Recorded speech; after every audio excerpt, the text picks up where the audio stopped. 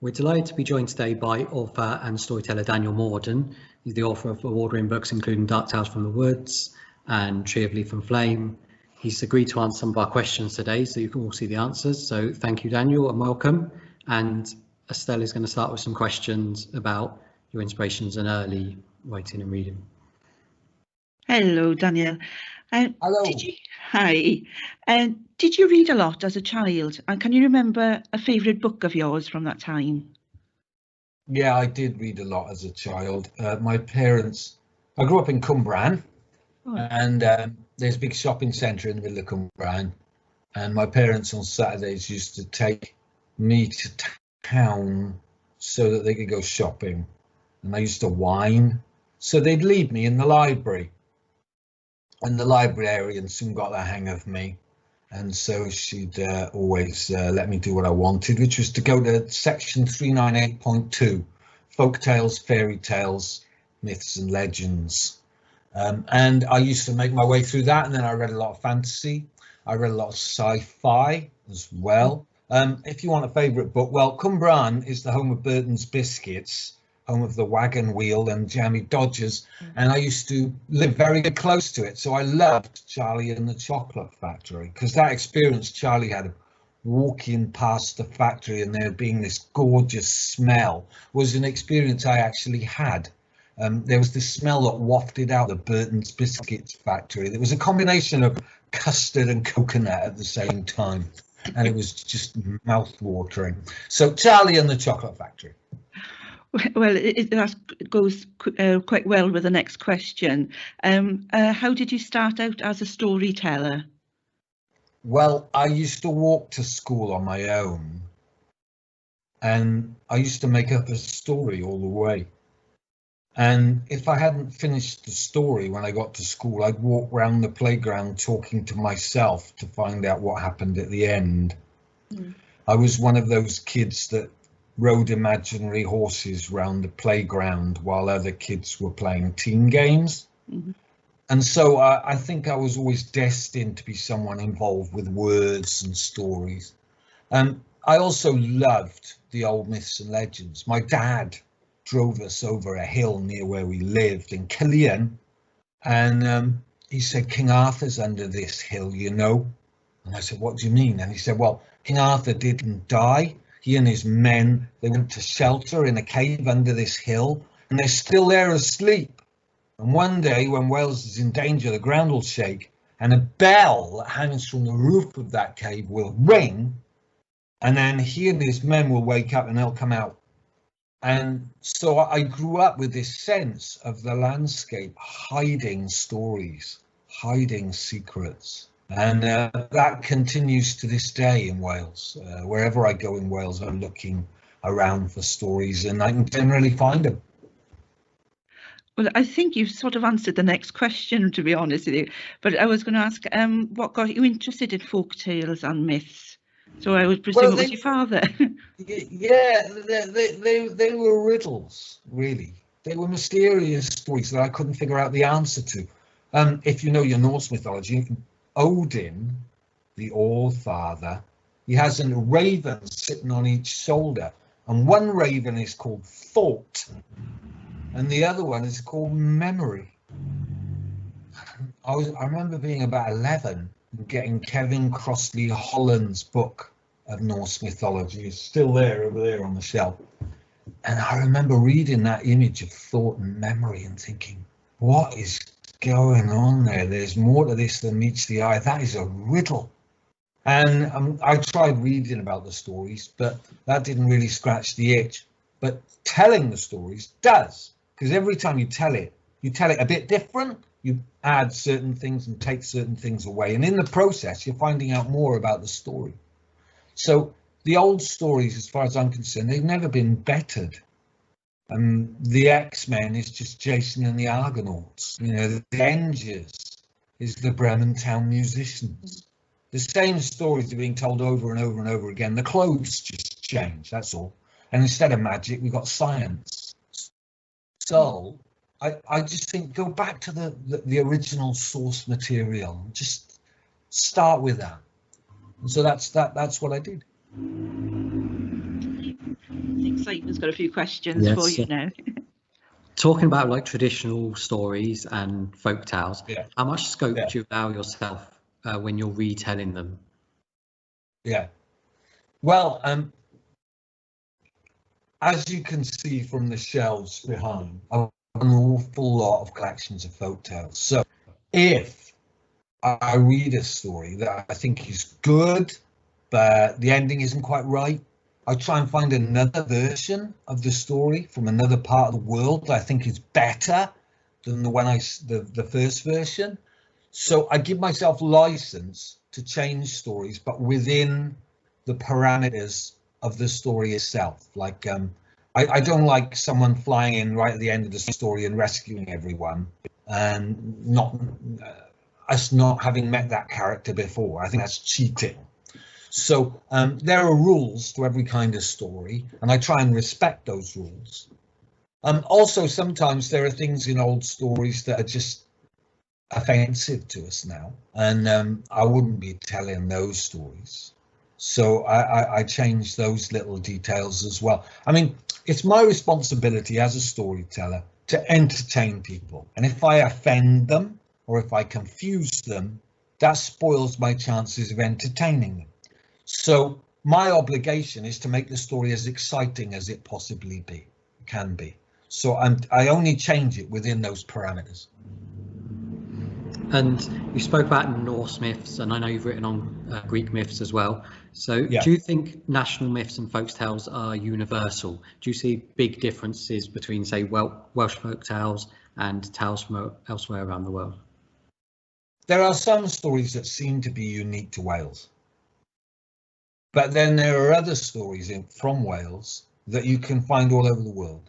So, for example, there's a version of Beth Gelert from India with a mongoose who saves a baby from a snake and is killed by its master before the master realizes how brave the mongoose has been. So that's basically the same story. All that's changed is the creatures that are involved in it. But then there are other stories like Blodeuwedd, for example, from the Mabinogion. I can't find any other versions of that story. So it just depends. It really depends. There are certainly some stories that seem to be all over the world. So, for example, the idea that there is a kingdom under the sea. So we here in Wales, we call that gywaith. But there are versions of that of Cornwall. The land is called Lyonesse. There are versions of that of Brittany in France. The land under the sea is called Ys. Then, of course, there's Atlantis, which is a whole nation that is supposed to have been submerged under the ocean. So there are versions of the flood story all over the world. So some recur, some are unique. And on your travels around the world, how do you document the stories when you hear them? Well, I'm not very disciplined about things like that. If somebody tells me a story and I enjoy it, I go away and then I think, oh, I wish I'd recorded that. And sometimes I get back in touch with the person who told it to me, or sometimes I have a look in books, or if I'm really disciplined. I used to make radio programs, so I used to record everything then because I wasn't sure what I'd actually end up using. So sometimes I've got recordings of things, but I'm not very good about it because I hear loads of stories and sometimes I think, oh, that was a good one. And then I get up the next morning and think that wasn't a good one. That was a great one. That was really good. I heard all those stories yesterday and I can only remember one, and it's that one. I wish I'd paid a bit more attention.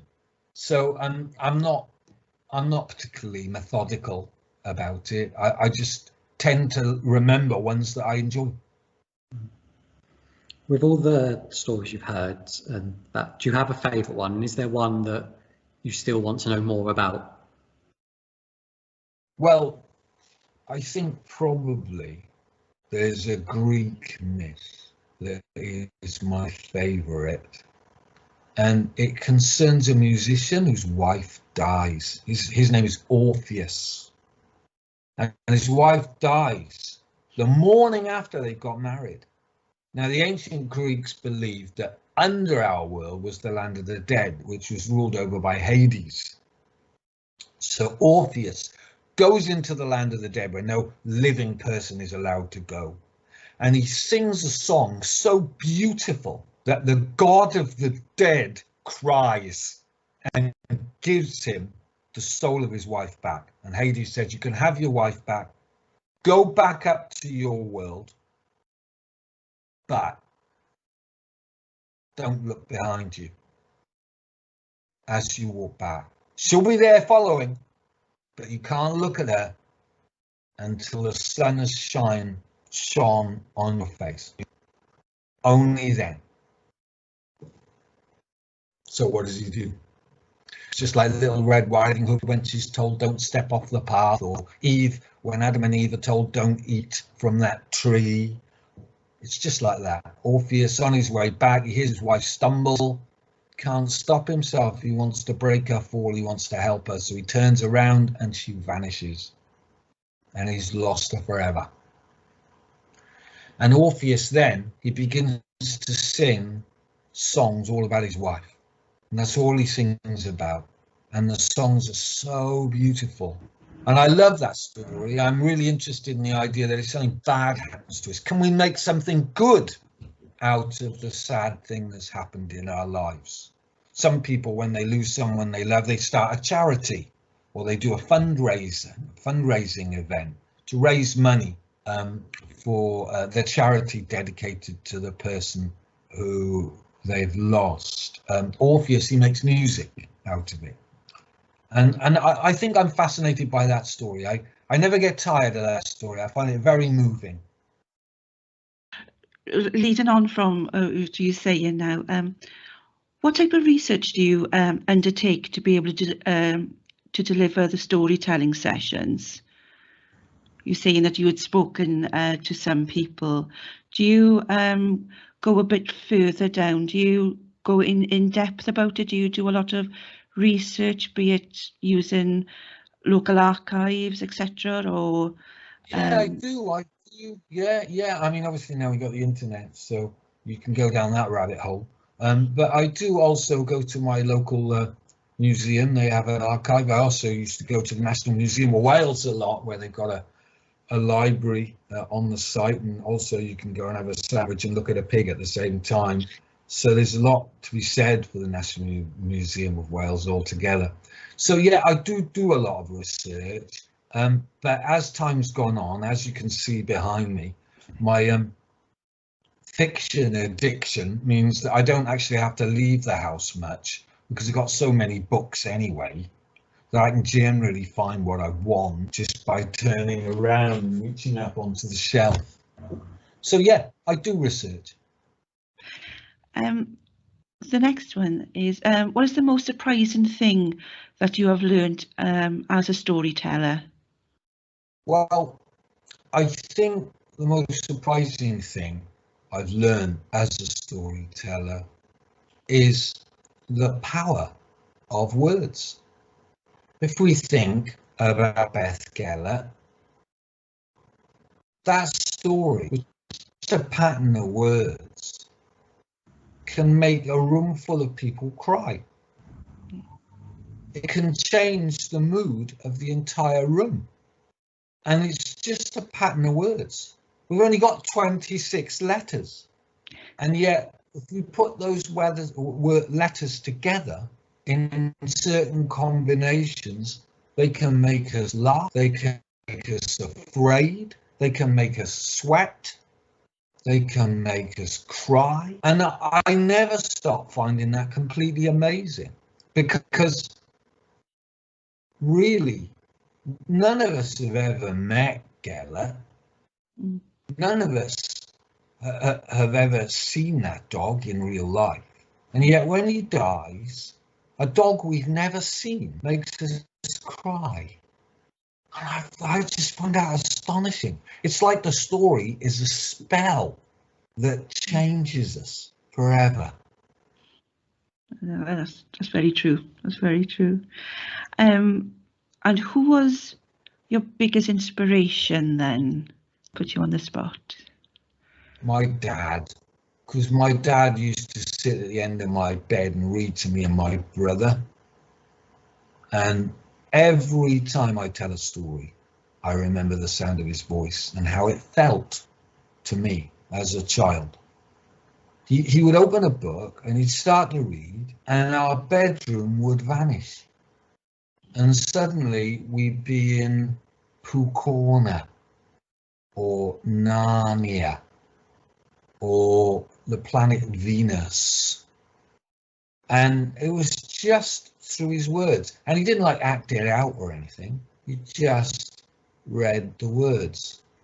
And I'm just trying to give that experience to other people every time I tell a story. I'm just trying to give people the experience of forgetting the world in which they actually live and inhabiting the world of story. Thank you. Thinking of young people who might want to become a storyteller, what advice would you give them? Well, only do it if you're in love with words and stories. If you want to be famous or you want to be rich, this probably isn't a job for you. But if you are fascinated by stories and the way they make you feel and the way they make other people feel, then start telling stories to children, because children are a great audience. They're a great audience because they're not polite. If you tell a story to grown-ups and they're not enjoying it, then they'll look at you and smile, and again they'll say that's very nice. But children, they can't do that. If they're not enjoying it, you can tell, because they start looking at one another and they start playing with their shoes and they start saying, it's boring, can we go and do something else? And so when you've got them, you know you've got them. They're a great way to sharpen your skills. Choose a story that you really like and try and tell it to children. And if you can hold their interest, then you're probably doing the right things. And obviously you've written lots of books as well of these stories. When you write your books, is it specifically with them being read aloud in mind? Yes, it is. I can't write any other way. I've tried, but it always ends up sounding like me. So I've made a virtue of that, really. I try and write in a style that moves very, very quickly. There isn't much description in my books. Mostly it's things happening. And that's because that's the way I would tell the story. When you tell a story to an audience, then your voice is doing a lot of the description. It's conjuring up a mood. It's making people feel things.